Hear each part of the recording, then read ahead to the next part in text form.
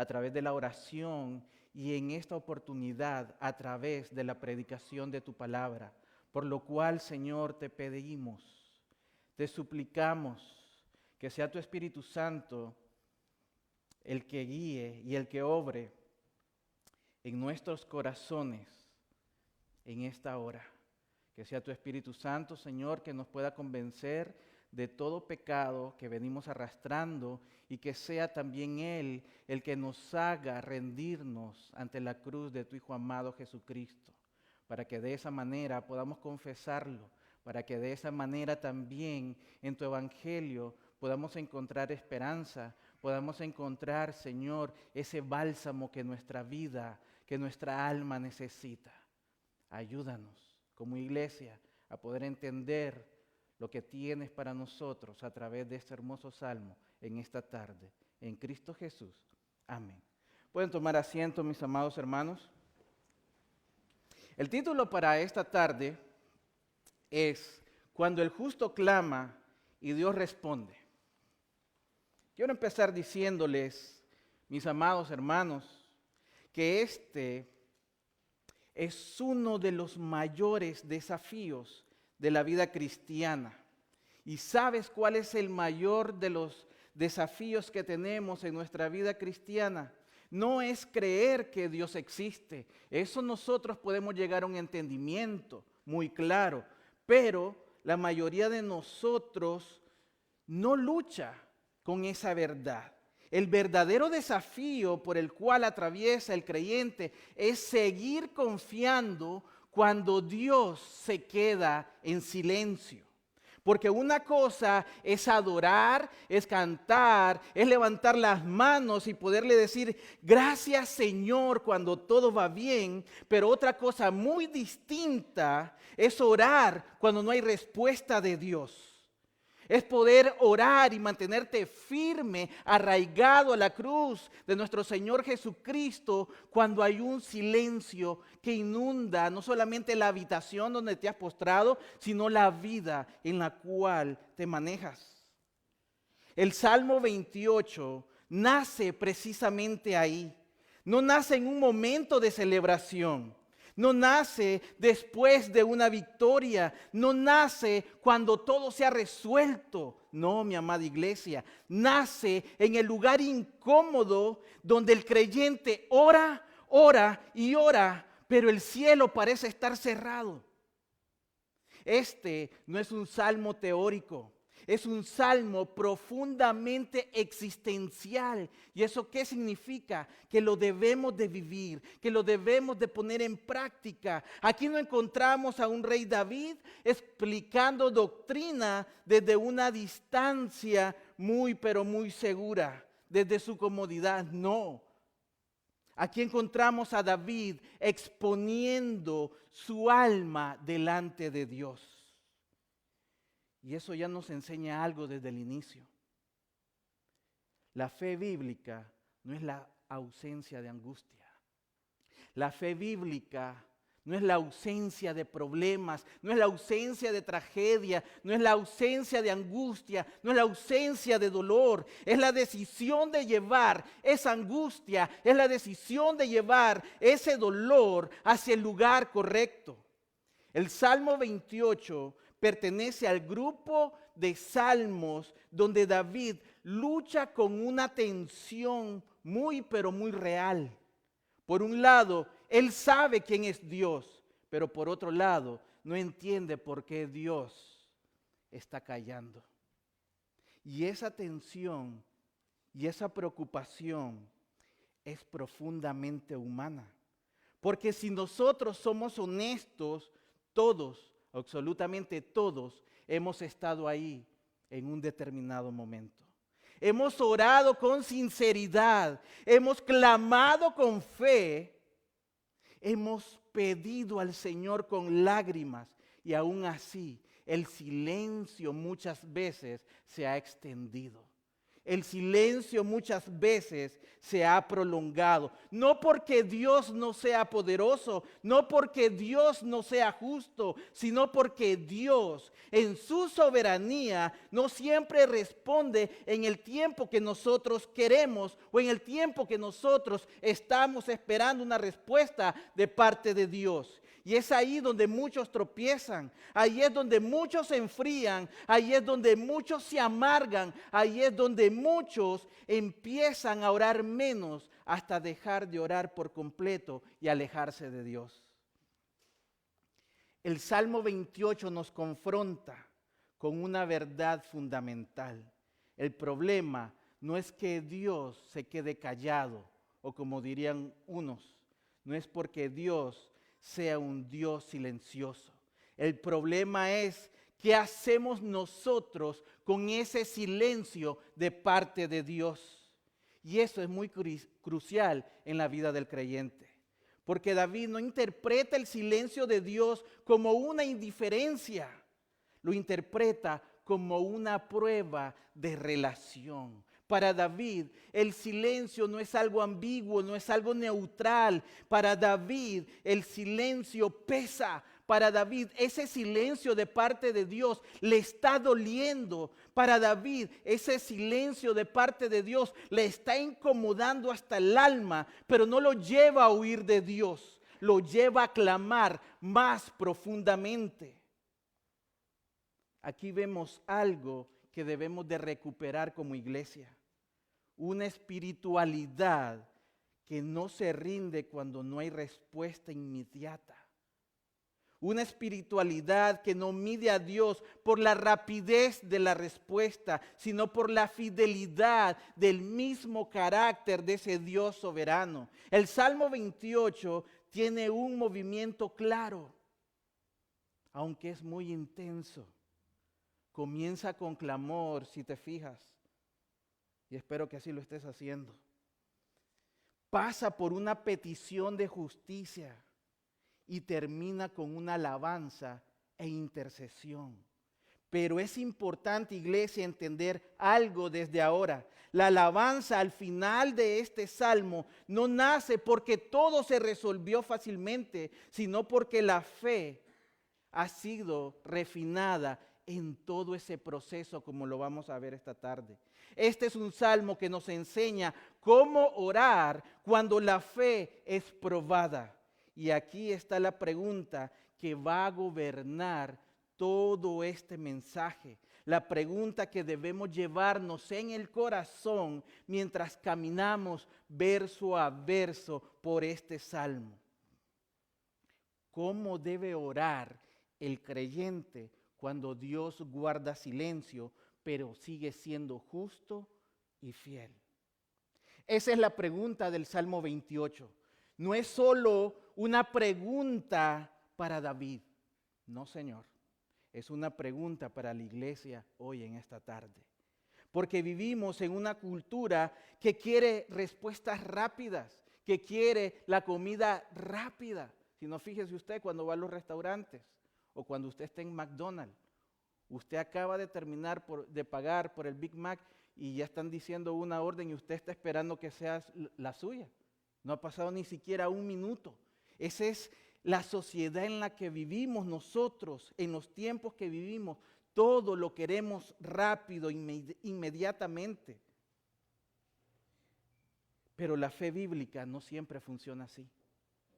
Dios no está comprometido con nuestra comodidad, está comprometido con nuestra transformación. Y muchas veces el silencio es el taller donde Dios trabaja más profunda y detenidamente con la vida de sus hijos. El Salmo 28 nos va a enseñar varias cosas esenciales. Presta atención a esto.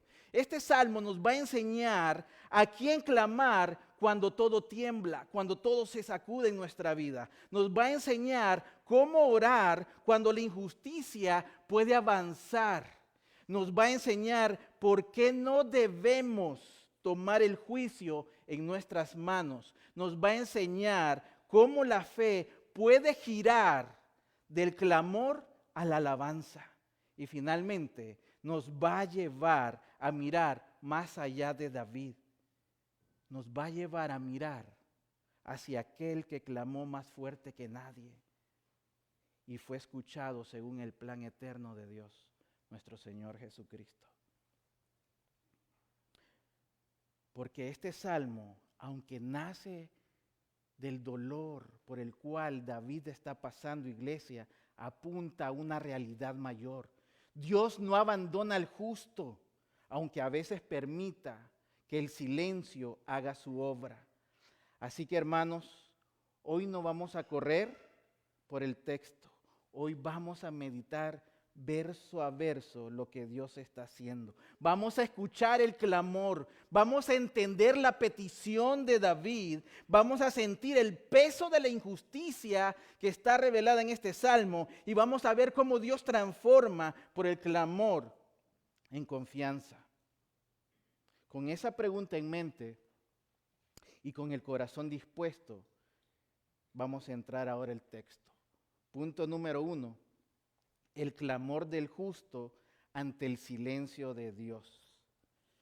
Si me acompaña el versículo 1, dice de esta manera: a ti clamo, Señor, roca mía, no te desentiendas de mí, porque si guardas silencio, ya puedo contarme entre los muertos. Iglesia, en este primer versículo nosotros vemos y podemos apreciar cómo David abre el salmo sin rodeo alguno.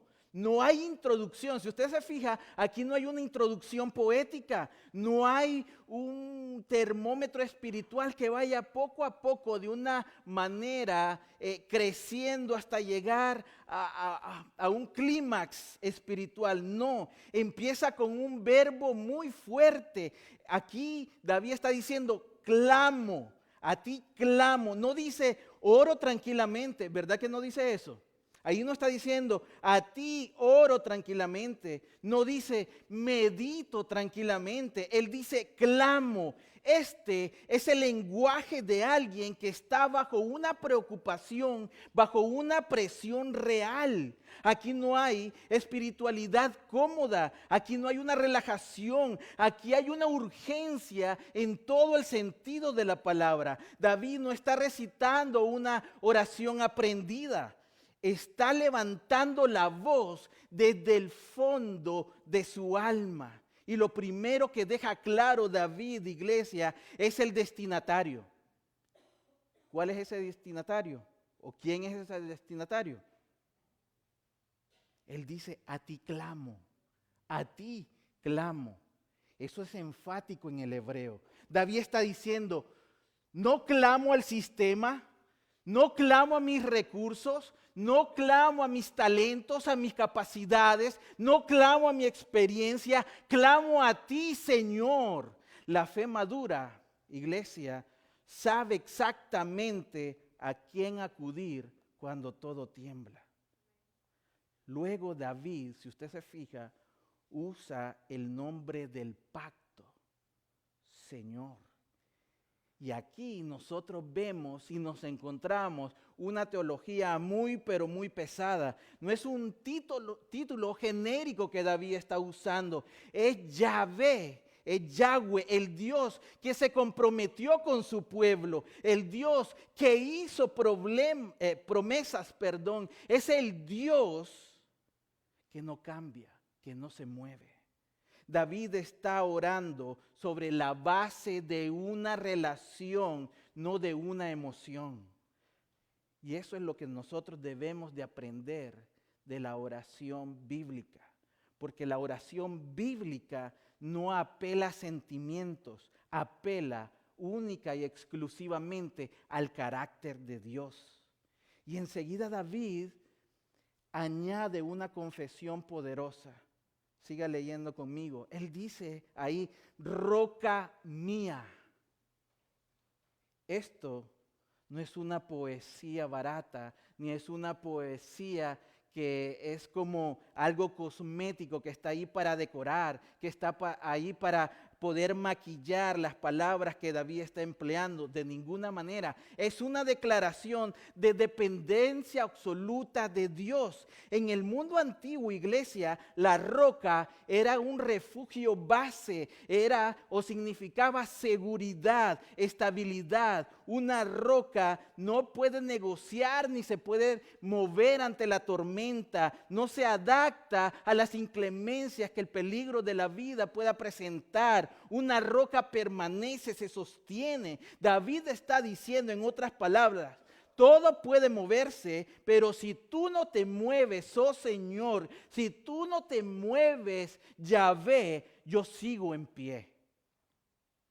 Cuando todo es inestable, la fe necesita una base que no se mueva. Pero aquí viene algo clave, iglesia. David llama a Dios mi roca. Pero ¿en qué momento lo hace David? Analicemos un momento. David está llamando a Dios mi roca antes de recibir una respuesta. Él no lo está llamando mi roca después de la tormenta o después del problema. No cuando todo se arregló, no cuando la crisis ya pasó de su vida. Aquí aprendemos algo esencial. La fe no redefine a Dios según las circunstancias, redefine las circunstancias según quién es Dios en nuestra vida. Y entonces David formula una petición que revela la profundidad de su angustia. No te desentiendas de mí, dice David. Esta frase es muy dura. Literalmente significa, no te quedes en silencio conmigo. Eso es lo que está diciendo David. David no está acusando a Dios de maldad, por si alguien lo pudiera malinterpretar de esa manera. No está David haciendo eso. Está expresando su temor más profundo por el cual él está atravesando. ¿Y cuál es ese temor más profundo? Es el silencio de Dios. A eso le teme David. Porque para el creyente, el silencio de Dios no es un detalle menor. No es algo que al creyente no le importe, no es algo indiferente a nuestra vida. Para David el silencio pesa tanto que llega a decir, porque si guarda silencio, ya puedo contarme entre los muertos. Fíjese esa frase, porque si guarda silencio, ya puedo contarme entre los muertos. Eso teológicamente es muy profundo. David no está diciendo que Dios lo va a matar.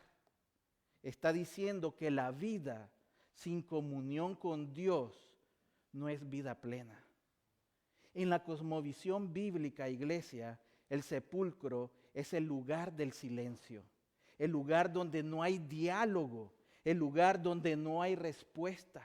David está diciendo, si tú no hablas, mi alma se apaga. El creyente puede, escuche esto, el creyente puede sobrevivir a muchas pérdidas, pero no al abandono de la comunión con Dios.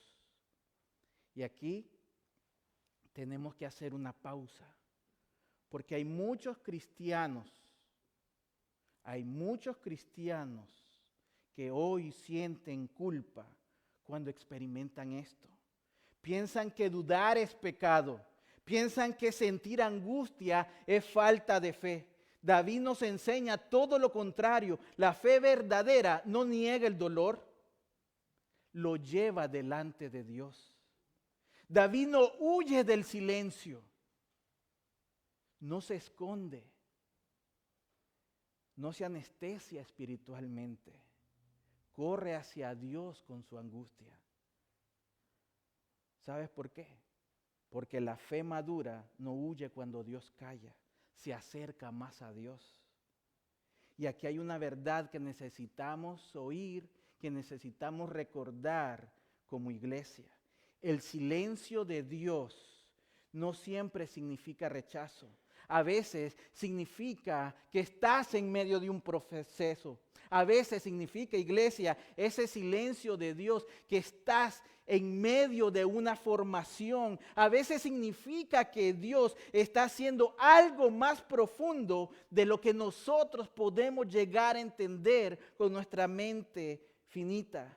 David no sabe todavía, si usted se fija bien, David no sabe cómo va a terminar su historia, pero decide algo muy crucial. No va a interpretar el silencio de Dios como una ausencia del mismo en su vida. Él va a clamar y eso nos confronta a nosotros directamente.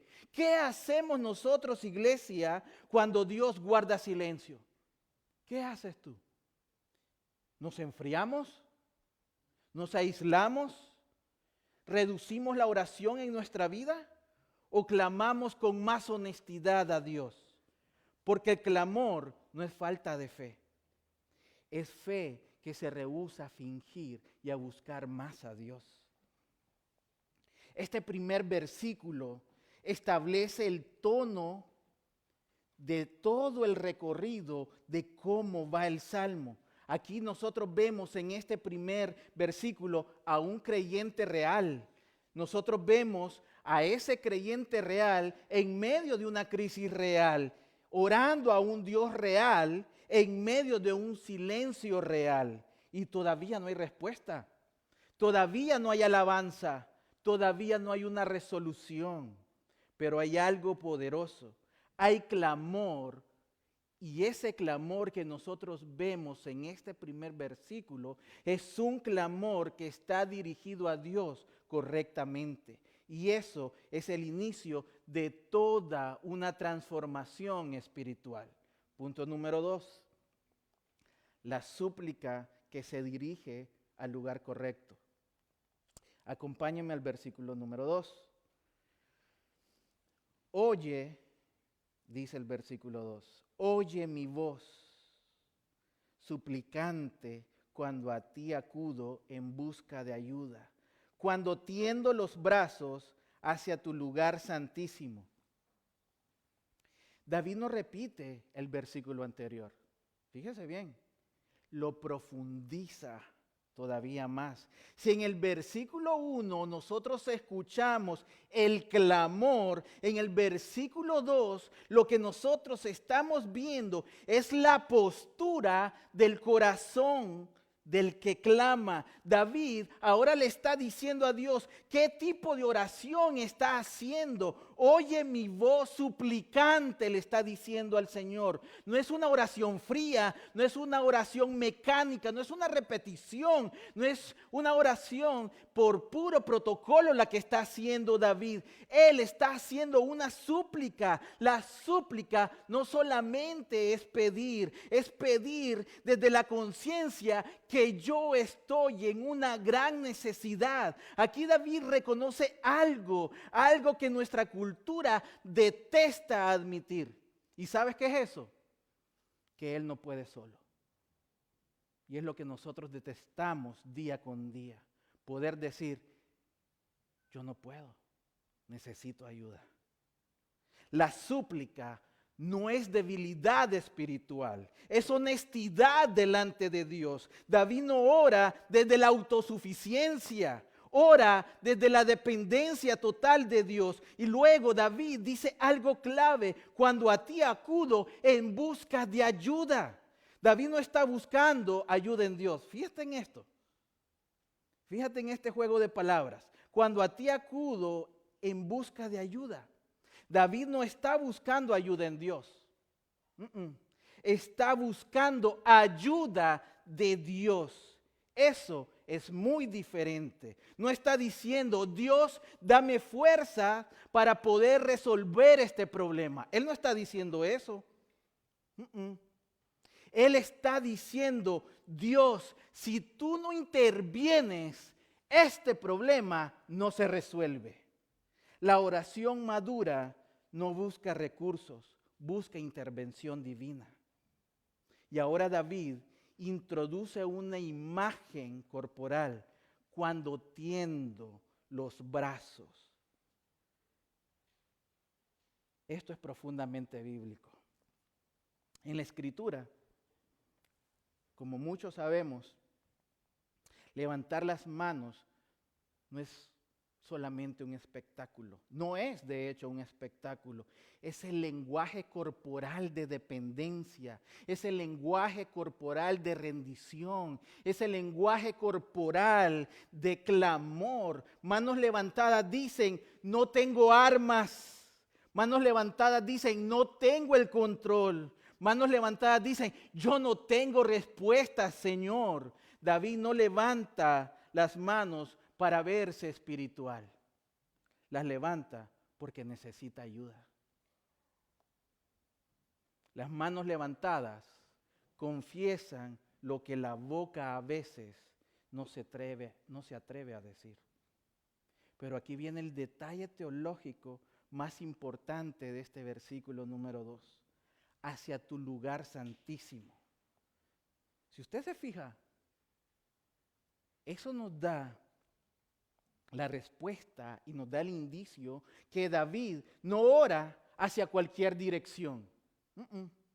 No ora al azar, no ora al vacío. El lugar santísimo representaba la presencia de Dios, el pacto, la misericordia, la expiación. Ahí estaba el arca.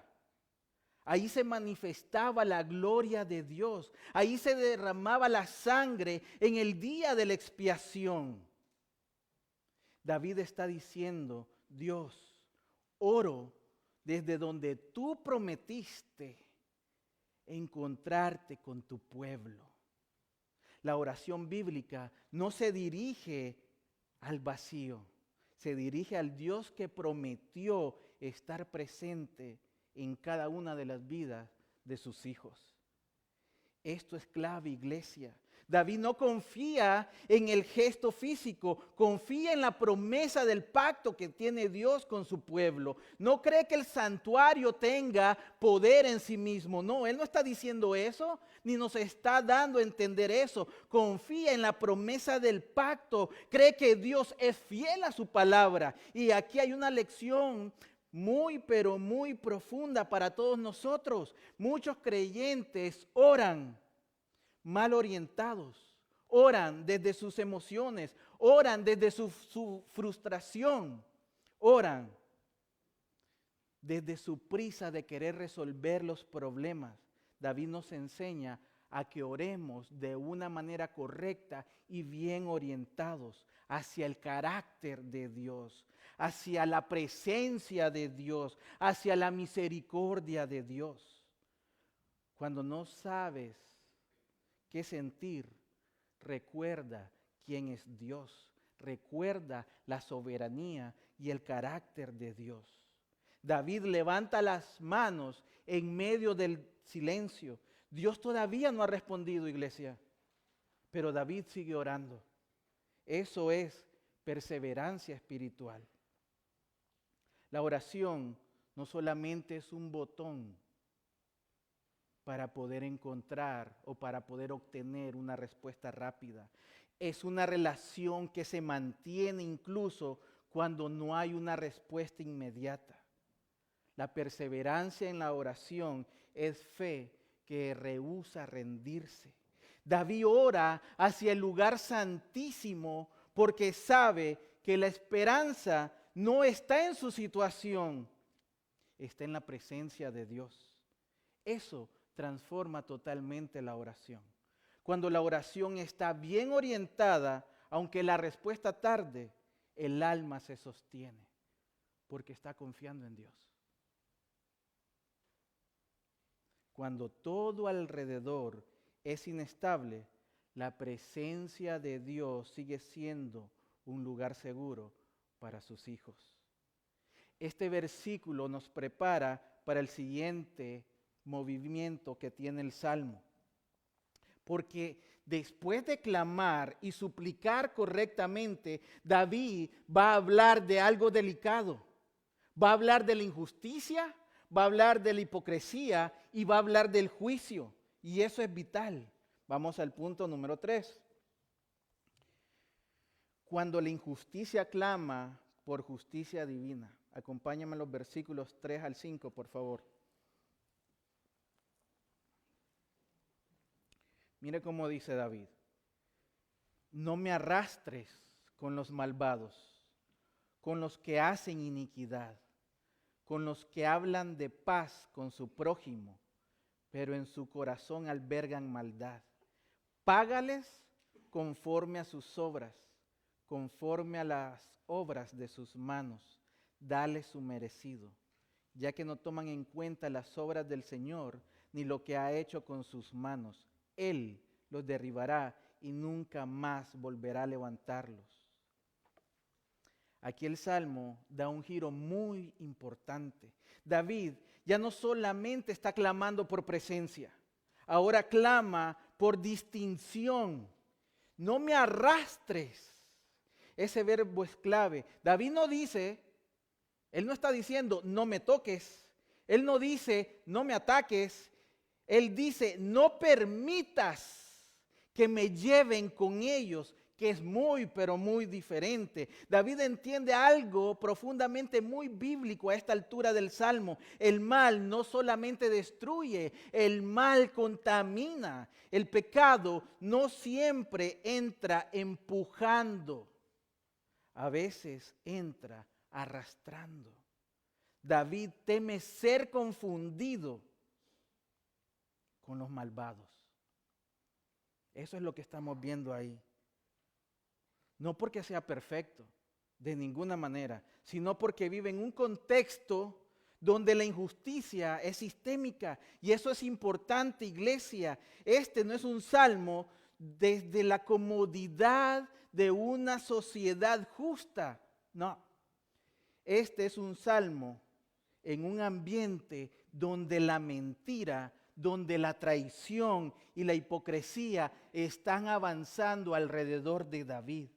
David escribe a los malvados con una precisión muy, pero muy inquietante. Él dice, hablan de paz. Fíjese cómo los describe a los malvados. Él dice, estos están hablando de paz, pero en su corazón hay maldad. Aquí no estamos frente a una violencia que es muy evidente. Estamos frente a hipocresía moral. Estamos frente a falsa piedad. Palabras suaves. Son palabras muy, pero muy suaves, pero son o tienen unas intenciones totalmente torcidas. Aquí vemos un lenguaje correcto, pero también podemos observar un corazón corrupto. La hipocresía espiritual no grita. Muchas veces está susurrando ahí al oído. Y por eso es tan peligrosa. Porque esa hipocresía o esa falsa piedad engaña, confunde, desarma, hiere, hace daño a la iglesia y al prójimo. El problema no está en la boca, el problema está en el corazón. Y David no se engaña. No espiritualiza la maldad, no está haciendo eso David, la nombra tal como es. Luego David hace algo que incomoda a muchos lectores en estos días, porque él ora por retribución. Págales, si usted lee en su Biblia, págales conforme a sus obras encontramos en este salmo. Ahí no es una rabieta que está teniendo David. Está apelando al tribunal divino de Dios. La oración imprecatoria no es sed de venganza, es renuncia al control del juicio. David no dice, yo me encargué, yo no me encargaré, yo me encargaré. Él no está diciendo eso. Él no quiere tomar la justicia por sus manos. O no le está diciendo al Señor, utilízame como tu instrumento para llevar a cabo la justicia. Él le está diciendo, Dios, tú eres el juez. Eso es una fe madura. Porque confiar en la justicia de Dios implica soltar la necesidad de ajustar cuentas uno mismo. Y aquí hay una verdad que debemos recuperar. Un Dios que no juzga el mal no es un Dios amoroso. Es un Dios indiferente. La cruz no elimina la justicia de Dios. La cruz satisface la justicia de Dios. David no pide un castigo arbitrario, pide una retribución proporcional conforme a sus obras. Eso es justicia bíblica, ni más ni menos. Y ahora David revela la raíz del problema en este salmo. No toman en cuenta las obras del Señor. Si te fijas, en todo momento, si Él está pidiendo y clamando por justicia, si Él está pidiendo por una retribución divina, Él lo está haciendo desde la perspectiva que todo se lo está dejando a Dios.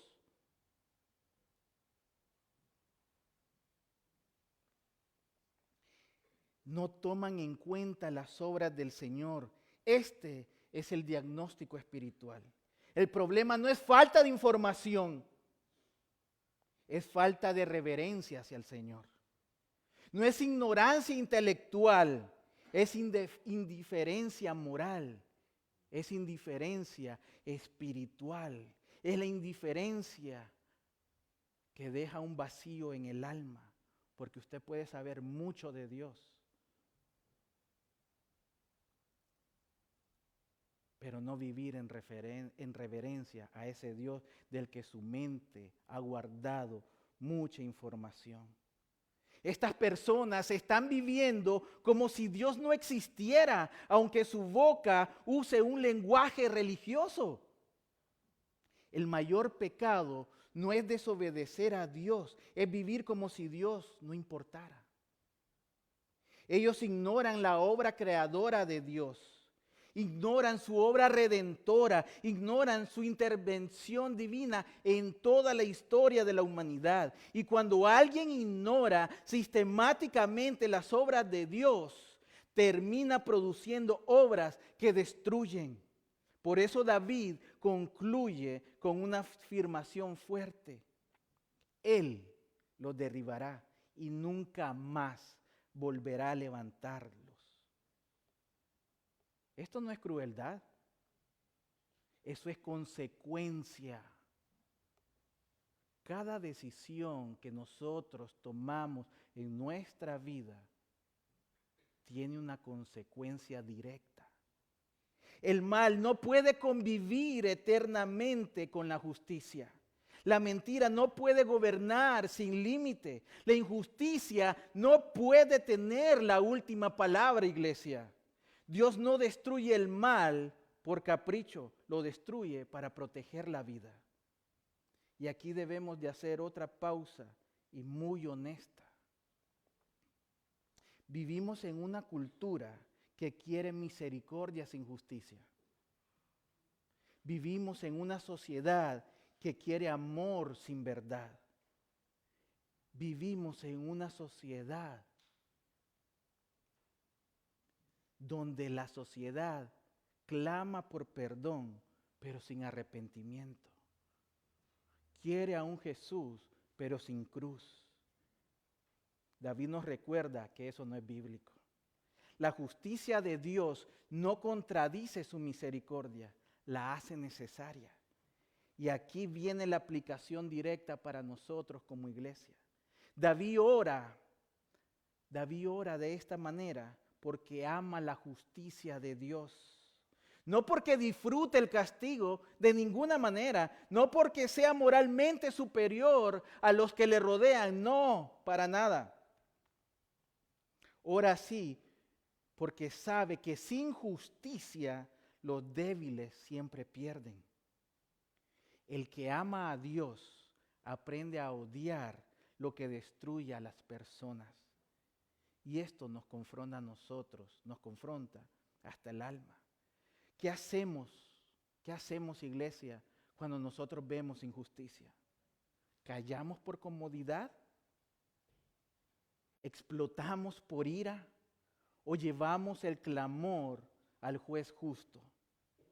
La oración no nos convierte en jueces, nos convierte en testigos de la justicia de Dios. David no se queda atrapado en la indignación. David no se amarga. David no se endurece. Algo empieza a cambiar en el interior de David. Porque cuando el juicio se pone en las manos de Dios, ¿sabes qué sucede? Cuando tú le dejas a Dios ese problema y esa injusticia, el corazón comienza a descansar y a depender de Dios. Y ese descanso abre la puerta al siguiente movimiento que nosotros vemos en el Salmo. Punto número 4, del clamor a la alabanza. Aquí vemos el giro que tiene la fe. Versículos del 6 al 7. Bendito sea el Señor, que oyó la voz de mis ruegos. El Señor es mi fortaleza y mi escudo. En Él confió mi corazón y fue ayudado. Por eso se alegra mi corazón y con mi cántico le alabaré. Algo cambia radicalmente aquí. No cambió la circunstancia todavía. No cambió el contexto externo que rodea a David. Pero ¿sabes qué cambió? La postura del corazón. David pasa del clamo al bendito sea. Eso no es negación del dolor. Eso es una fe que ha descansado en Dios. Una fe que ha encontrado dependencia absoluta de su Señor. La fe madura, iglesia, no espera que todo se arregle para poder adorar. Bendito sea el Señor. David bendice a Dios antes de narrar el resultado final. No está informando. David está confesando. Bendecir aquí no es añadir algo a Dios, es reconocer públicamente quién es Dios.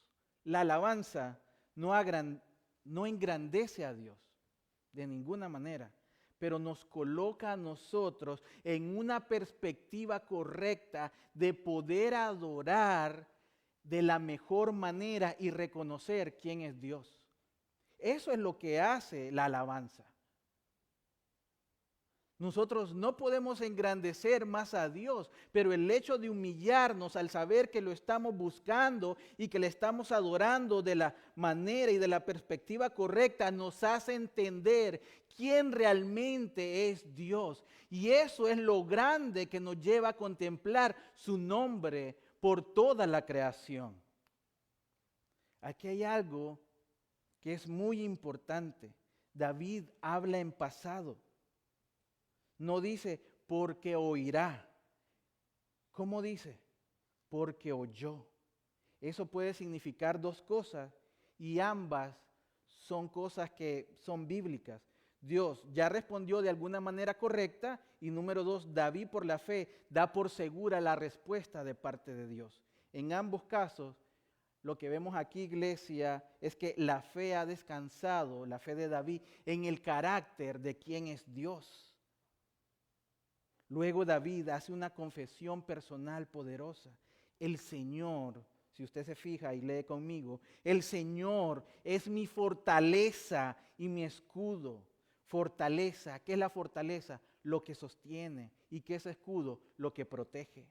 Dios no solamente le da fuerza a David para poder avanzar, sino que le da la cobertura para poder resistir en medio de la prueba y a medida él va avanzando en su caminar. Dios no solamente te empuja hacia adelante, te cubre mientras estás avanzando. Y ahora David revela el orden espiritual correcto. En él confió mi corazón y fui ayudado. Él no dice, fui ayudado y entonces es que yo confié en el Señor porque Él me ayudó. No dice así. La ayuda de Dios no produce fe. La fe descansa antes de poder ver la ayuda de Dios. Aquí se rompe una mentalidad muy peligrosa que se ha infiltrado dentro de la iglesia. Cuando vea, creeré. David dice todo lo contrario. Creí y vi. Y el resultado no solamente produce y trae un alivio externo, es una transformación interna la que está experimentando David. Por eso, dice ahí, por eso se alegra mi corazón. No dice, por eso se arregló mi problema. ¿Verdad que no dice así? Él dice, por eso se alegró mi corazón. Dios a veces cambia las circunstancias, pero Dios siempre quiere cambiar el corazón. Algunas veces las circunstancias que te rodean o por las que estás pasando se van a arreglar si Dios lo quiere. Otras veces no se van a arreglar. Pero lo que sí se va a arreglar y transformar será tu corazón. Es el gozo que nace cuando el alma descansa, aunque la tormenta todavía esté cerca. Y David no se queda en silencio. La alegría desemboca en adoración y llevan a David a decir lo siguiente: y con mi cántico le alabaré. La fe que descansa termina adorando, termina cantando, no porque ignore la realidad que lo rodea, sino porque ha puesto la realidad que lo rodea en manos de un Dios soberano que gobierna por encima de todo lo creado. El cántico, iglesia, no niega el dolor de ninguna manera, proclama quién gobierna por encima y sobre el dolor. Aquí el Salmo nos enseña algo clave. El giro espiritual no ocurre cuando todo se resuelve. Ocurre cuando el corazón deja de pelear con Dios. Ocurre cuando el corazón empieza a confiar y a depender de Dios. David no pasó del clamor a la alabanza porque entendió todo. David no entendió todo, pero pasó del clamor a la alabanza porque confió en aquel que sí entiende y sabe todo. ¿Quién sabe todo de tu vida? Dios. ¿Quién entiende todo de tu vida? Dios. Quizá tú no puedas entender por lo que estás pasando en este momento. Y quizás has cometido el error que muchos hemos cometido, de que sí creemos en Dios, que es como empezamos viendo este salmo, que nuestro error no es, como creyentes, no es que neguemos la existencia de Dios. Sabemos de la existencia de Dios. Pero cuando estamos en una situación difícil, queremos resolver a nuestra manera. Y hasta que no nos contestó el mejor amigo, hasta que no nos ayudó un hermano, hasta que nos dijeron no en el trabajo, hasta entonces venimos a recurrir a Dios. Ese es nuestro problema. David no pasó del clamor a la alabanza porque entendió todo, pero él confiaba en quien sostiene y entiende toda su vida, que es Dios. Y esto nos confronta directamente. ¿En qué punto nosotros dejamos de confiar? ¿En qué momento dejamos de adorar? ¿En qué área seguimos clamando pero sin descansar? Porque la fe bíblica no elimina el clamor, pero sí produce descanso en las manos de Dios. Y eso nos lleva al quinto punto, del clamor personal al cuidado del pueblo de Dios. Versículos 8 y 9. El Señor es la fortaleza de su pueblo y el refugio salvador de su ungido. Salva a tu pueblo y bendice a tu heredad. Pastoréalos y susténtalos para siempre. Aquí ocurre el último gran giro que vemos en este salmo. Y es un giro teológicamente muy enriquecedor para nuestra vida. Porque David deja de hablar solo de él mismo y ahora nosotros vemos cómo David puede también ver otras cosas. Nosotros vimos que David hablaba acerca de mi clamor, mi roca, mi súplica, mi corazón, mi cántico, pero ahora el horizonte de David, la visión de David es más amplia, se ha ampliado o se ha clarificado. David entiende algo que define la espiritualidad madura. La fe verdadera nunca termina en uno mismo. David empezó diciendo mi roca. David empezó diciendo mi súplica, mi corazón. Pero la fe verdadera nunca termina con una petición para uno mismo. La fe que solo mira hacia adentro todavía no ha madurado del todo. El Señor es la fortaleza, si vamos al texto, el Señor es la fortaleza, ¿de qué dice ahí? De su pueblo. David no se queda con un Dios privado. Él no solamente está diciendo mi Dios. No se queda con un Dios privado, no reduce a Dios a una experiencia individual. Si usted se fija muy bien en el texto, reconoce que el Dios que lo sostuvo a él es el mismo Dios que sostiene a su pueblo, al pueblo de Israel. Esto es una rica eclesiología bíblica.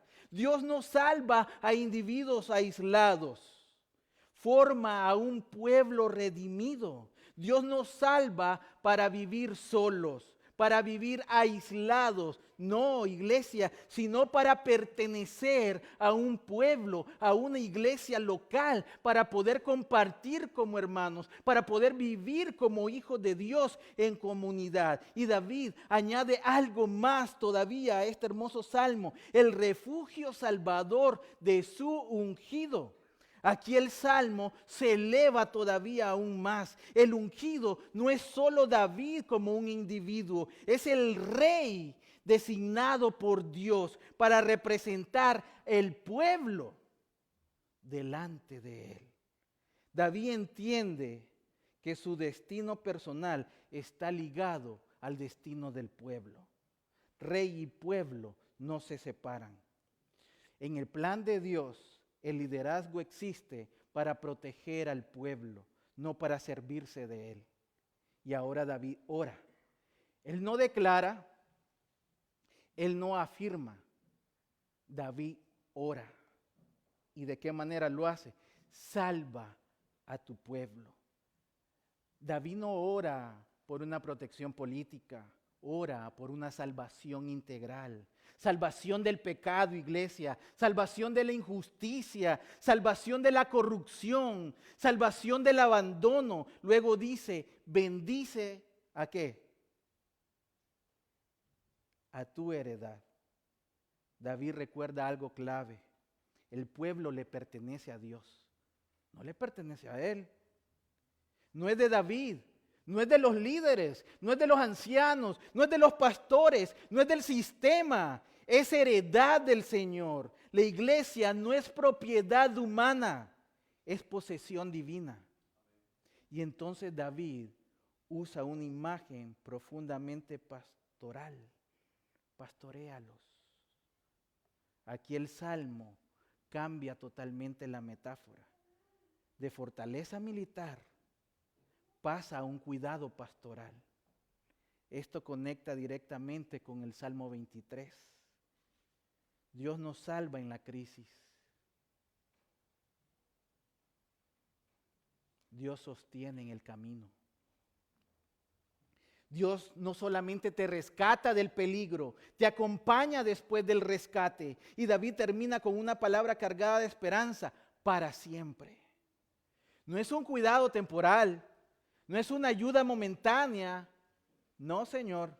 No es intervención pasajera la que nosotros estamos viendo aquí. Es una fidelidad constante, día a día, hasta la eternidad. El cuidado de Dios no caduca. El cuidado de Dios persevera y preserva. Y aquí hay una lección muy importante para la iglesia. La fe madura, cuando entiende que mi historia personal está insertada en una historia más grande, es cuando llega a reconocer que es la historia del pueblo de Dios, no una historia personal. Y lo más importante, llegamos al punto número 6 para terminar. Cristo en el Salmo 28. y esto es impresionante, porque aquí vamos a ver tres facetas. El justo que clamó, el rey ungido y el pastor eterno.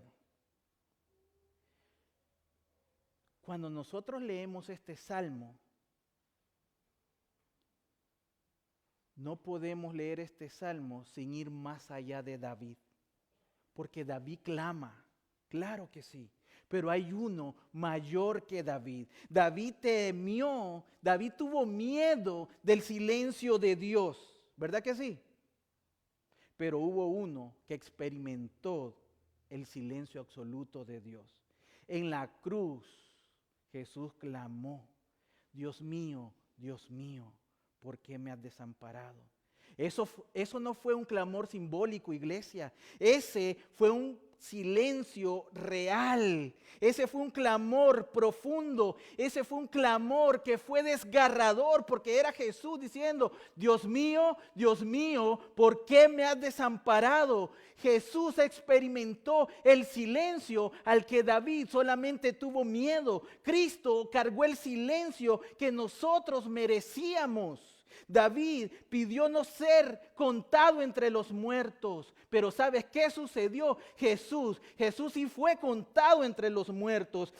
David no pidió ser arrastrado con los malvados. Cristo fue tratado como un malhechor, aunque no hubo engaño en su boca. El justo murió como injusto para que los injustos podamos vivir como justos. David pidió justicia divina. En la cruz, la justicia de Dios se ejecutó plenamente. No fue ignorada, no fue minimizada, fue satisfecha totalmente por medio y a través de Cristo.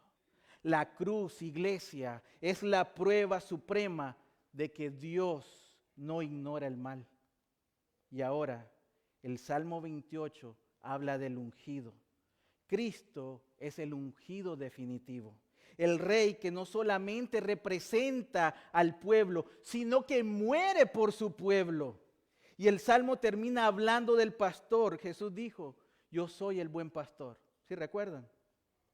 El buen pastor da la vida por sus ovejas. El pastor eterno no solo guía las ovejas, Él entrega su vida por las ovejas. Hoy Cristo no guarda silencio como guardó en ese momento en la cruz. Hoy Cristo intercede por cada uno de nosotros. El autor de Hebreos nos dice que Él vive para interceder por cada uno de nosotros. El silencio del cielo fue temporal, pero la intercesión de Cristo, iglesia, es eterna a favor de cada uno de sus hijos. El Salmo 28 nos deja con una pregunta ineludible para cada una de nuestras vidas. ¿Qué haces cuando Dios guarda silencio? ¿Te alejas? ¿Te endureces? ¿O clamas como David? Confiando en el carácter de Dios y descansando en la obra de Cristo. ¿Qué haces? Hoy no hay excusa para huir, porque el pastor eterno ya habló. Él ya murió, Él ya resucitó y sigue intercediendo. Si hay pecado, iglesia, arrepiéntete en esta tarde. Si hay dureza, ríndete ante la obra de Cristo. Y si hay cansancio, si estás cansado, descansa en Él. El silencio de Dios no es el final de la historia y la cruz es la prueba de ello. Vamos a orar. Gracias, Señor, porque hasta este día hemos visto que fueron muchas las cosas por las que pasamos en este año. Han habido pruebas, Señor. Hemos clamado como clamó David. No hemos entendido muchas de ellas. Hemos esperado una respuesta y quizás ha sido duro tu silencio, porque la preocupación nos ha invadido, porque la nostalgia, Señor, se ha desbordado en nuestra vida, porque la preocupación ha llegado. Y simplemente, Señor, nos hemos visto acorralados de muchas veces, acorralados contra la espada y la pared, sin saber qué hacer. Y hubiésemos querido una respuesta, pero cuando vemos a la cruz, Señor, encontramos esperanza y encontramos descanso. Esta tarde aquí también, Señor, hemos encontrado una respuesta. Que aunque hayas guardado silencio, nos has mantenido con vida.